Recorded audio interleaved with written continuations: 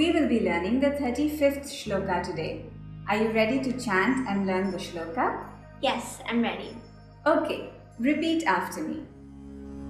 Yajñatva na punarmoham Yajñatva na punarmoham evam yasyasi pandava evam yasyasi pandava yena bhutanyasheshani yenya bhutanyasheshani rakshasyatmanyato mayi.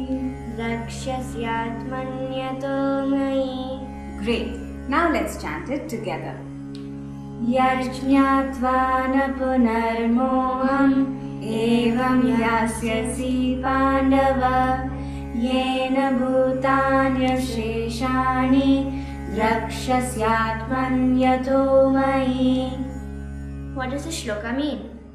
Here Shri Krishna says, having obtained knowledge from a self-realized soul, you will never again get deluded, O Pandava, for by this knowledge you will see all living beings as part of you and likewise as part of me. What's delusion and what does he mean by never again get deluded? Delusion is not being able to see things the way they really are. For example, if you're in a dimly lit room and you see the form of a rope lying on the floor, you may mistakenly think that it is a snake. At once your heart will start to beat faster and all sorts of fearful thoughts will enter your mind. Your delusion of assuming the rope to be a snake will dictate your behavior and mind. Similarly, most of us live our entire lives not realizing the truth. We live in the delusion that we are the body, mind, and intellect, when in fact our real self is the never-changing, eternal spirit. It is our delusion that creates the feeling of separateness, that creates attachments and aversions, and ultimately becomes the root cause of our sorrows. In this shloka, Krishna says that the supreme knowledge has the power to get rid of this delusion, and once we experience this truth, he assures us that we will never again be deluded. How will we know that we now have divine knowledge? Is there some kind of sign or symptom we can watch out for? Let's go back to the example of the rope and the snake. Let's say that while you're standing in the middle of the dark room, frozen with fear, thinking the snake might attack you at any moment, someone comes into the room and switches on the light. Suddenly, the room is flooded with light.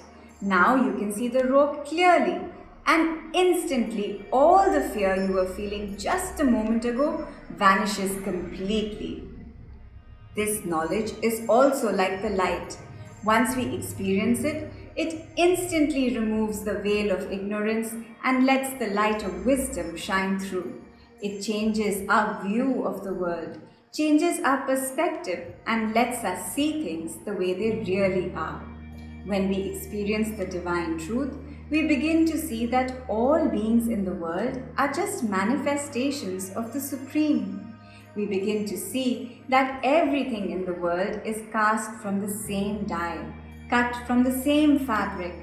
Only the forms and functions vary, but the eternal essence within is one and the same. There is a feeling of complete oneness with the universe. When everything is viewed as one, where is the question of any attachments or aversions? When the light of this knowledge dawns upon us, we see ourselves as part of everything around us and everything in the universe as part of us and as part of the Supreme.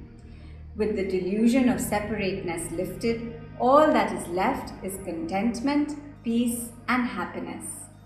Wow, that sounds so powerful and amazing. What happens in the next shloka? The next shloka continues to talk about the powers of this knowledge. We will learn it next time. For now, let's go to the meaning of this shloka.